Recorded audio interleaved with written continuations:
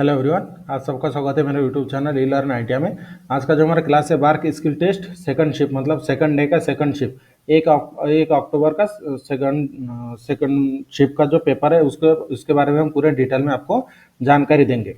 तो जैसे हमारा क्लास हम रेगुलर करवा रहे हैं, जो भी प्रैक्टिकल आपका हो रहा है स्किल टेस्ट का डेली वाइज हम आपको पूरा पेपर सॉल्व करके दे रहे हैं। BARC skill test 2024 fitter trade का। तो जो सबसे पहले यहाँ पर आप देख सकते हैं, जो हमारा जॉब आपका स्किल टेस्ट हो रहा है उसके लिए आपको 2.5 घंटे मिल रहा है और जो टोटल मार्क है 100 मार्क। तो इसके ऊपर जो आपका जो जॉब आता है, जैसे यहाँ पर आप देख सकते हैं स्क्रीन के ऊपर, यही जॉब आपका सेकंड शिफ्ट में आया था। जो सेकंड डे का सेकंड शिफ्ट का जो पेपर आया था यही जॉब आया था। एकदम सिंपल जॉब आया था जो आपका कम से कम 1 घंटे के अंदर जॉब बन जाना चाहिए था। तो यहाँ पर एक सिंपल सा एक कॉमन चीज हम आपको सबसे पहले बता देते हैं कि जो जॉब आपको आ रहा है, जॉब का साइज कॉमन फाइनल साइज है 60/40 आपका कॉमन साइज आपका दिया जा रहा है। यहाँ पर आपको टोटल डायमेंशन मतलब हाइट कितना दिया है 40 मिलीमीटर। यहाँ पर मैं जब डायग्राम बना रहा था वो जल्दी जल्दी में यहाँ पर छूट गया, लेकिन जो आपकी फाइनल हाइट है 40 मिलीमीटर, ये 20 मिलीमीटर और यहाँ पे 20 मिलीमीटर, और जॉब का टोटल हाइट मतलब लेंथ है 60 मिलीमीटर और जॉब का थिकनेस आपको 6 मिलीमीटर बनता 6 मिलीमीटर वाला फ्लैट मिलता है, आपको बनाना होता है 5 मिलीमीटर।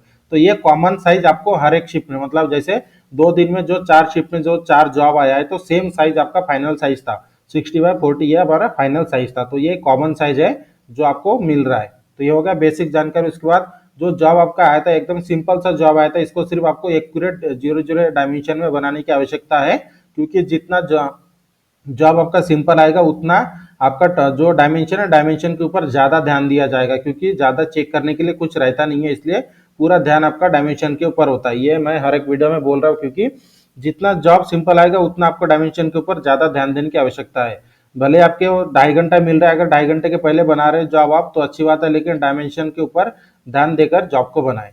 तो जैसे सबसे पहले जो स्टेप होता है, जो आपको रॉ मटेरियल मिलेगा, रॉ मटेरियल जो मिलता है 5 मिलीमीटर एक्स्ट्रा मिलता है। जैसे 60 है तो 65 मिलेगा, 40 है तो 45 का मिलेगा। तो सबसे पहले ये जो सिंपल जॉब है, इस जॉब को बनाते समय सबसे पहले आप फाइनल जॉब का आउटर हाइट और लेंथ आप फाइनल कर सकते हैं, इसमें कोई इशू नहीं है।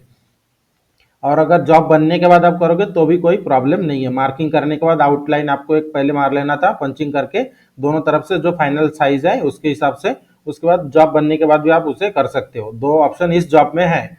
जैसे इसमें ज़्यादा टाइम नहीं लगेगा, इसलिए मैं बाद में भी बना सकते बोल रहा हूँ और पहले भी बना सकते हैं। अगर जॉब थोड़ा हार्ड रहता तो उसके उस समय आपको जॉब के कंडीशन पे डिपेंड करता है कि जॉब का फाइनल साइज आपको पहले बनाना है क्या बाद में। तो मान लीजिए आपने सबसे पहला जो स्टेप होता है हमारा डायग्राम को समझ लेना, तो इसमें समझने लायक उतना ज़्यादा कुछ है नहीं। तो डायरेक्टली आपको डायमेंशन के हिसाब से मार्किंग करना था। मार्किंग करने के पहले जो स्टेप आता है फिटर के जॉब का, फ्लैट वाले जॉब के ऊपर, सबसे पहले रॉ मटेरियल आपको दिया जाता है एक्सेस मतलब ज़्यादा लंबाई के साइज वाला। तो साइज आपको एक बार चेक कर ले, उसके बाद बेंच चॉइस में सेट करके सबसे पहले चारों साइड से 90 डिग्री में जॉब को बना ले। 90 डिग्री में जॉब को बनने के बाद एक साइड से सरफेस क्लीन करके आपको मार्किंग मीडिया लगा लेना है। मार्किंग मीडिया सूखने के बाद सबसे पहले मार्किंग करना है। मार्किंग करने के लिए इस जॉब के ऊपर आप मतलब कौन से भी जॉब, जो फिटर वाला जॉब है उसके ऊपर 2 ऑप्शन है मार्किंग करने के लिए। वर्नियर हाइट गेज से मार्किंग कर रहे हो या फिर स्टील रूल, दोनों तरफ से हम दोनों के सहायता से हम कर सकते हैं।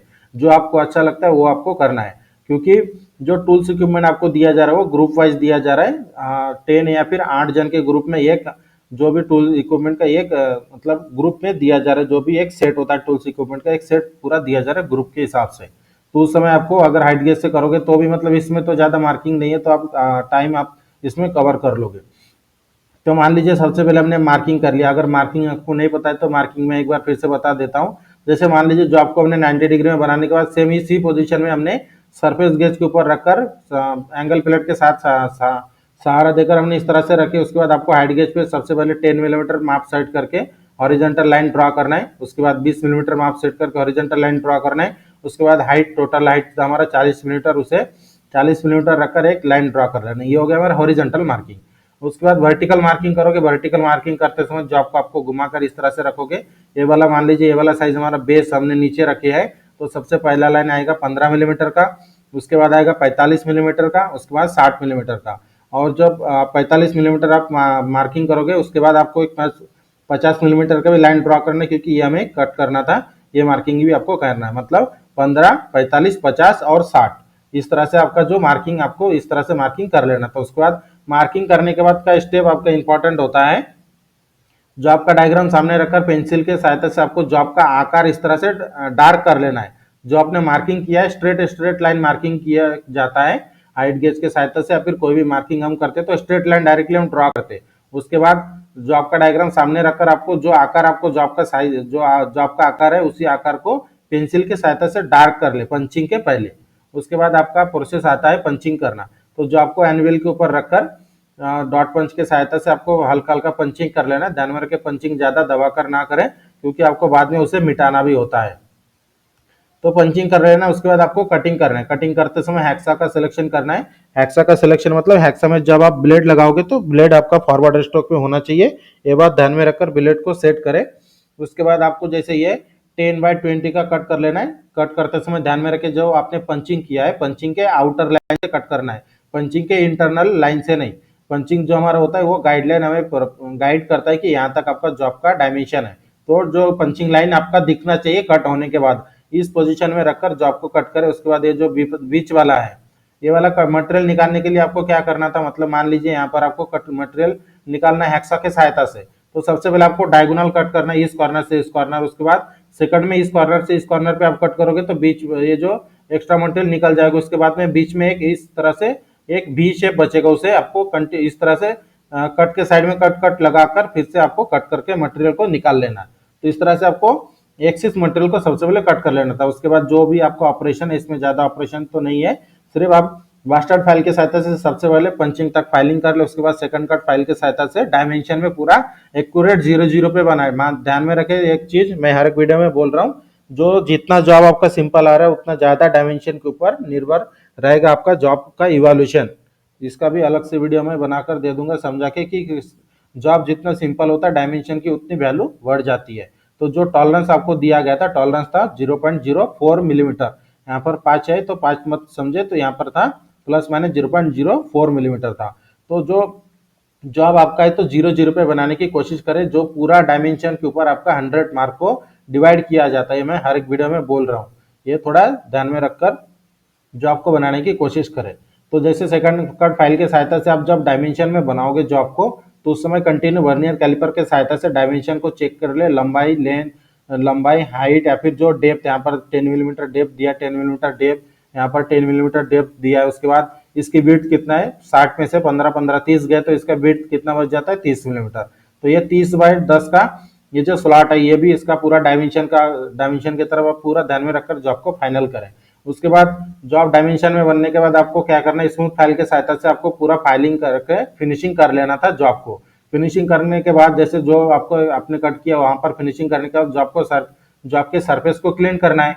जॉब के सरफेस को क्लीन करते समय आपका थिकनेस कितना बनना चाहिए 5 मिलीमीटर। आपको जॉब का जो थिकनेस मिल रहा है 6 मिलीमीटर का, आपको फाइनल कितना करना है 5 मिलीमीटर का। तो 1 मिलीमीटर आपको दोनों तरफ से घिसते हुए माइनस करना है। तो इस तरह से आपको जॉब बनने के बाद फिर से आप एक बार आप वर्नियर कैलिपर के सहायता से पूरे डायमेंशन को चेक करें, उसके बाद ही जॉब को सबमिट करें। क्योंकि जो टाइम आपको दिया गया है 2.5 घंटा इसमें लगने वाला नहीं है, 2.5 घंटा नहीं लगेगा। तो जॉब को करने के लिए ज्यादा जल्दबाजी ना करें और जो जितने भी डायमेंशन दिया जा रहा है पूरे डायमेंशन में जॉब को बनाने की कोशिश करें। तो ये था आज का हमारा जो सेकंड डे का सेकंड शिफ्ट का पेपर था। यहाँ पर हमने पूरे डिटेल में आपको वहाँ पर पूरा हमने स्टेप बाय स्टेप समझा कर दे दिया है। और आपके मन में कुछ डाउट रहे तो हमारे वीडियो के डिस्क्रिप्शन में व्हाट्सएप ग्रुप का लिंक है, उसमें हमें ज्वाइन होकर मेरे से बात कर सकते हैं, या फिर व्हाट्सएप जो वीडियो के जो हमारा कमेंट बॉक्स है उसमें भी कमेंट करके पूछ सकते हैं, हम पूरे आपको हेल्प करेंगे। और इसी तरह के डेली वीडियो की अपडेट के लिए मेरे चैनल को सब्सक्राइब करके बेल आइकन को दबाएं ताकि मेरे वीडियो की नोटिफिकेशन आपको टाइम पर मिलते रहे। और वीडियो अच्छी लगे तो वीडियो को शेयर और लाइक करना ना भूलें। मिलते हैं अगले दिन के पेपर के वीडियो के साथ।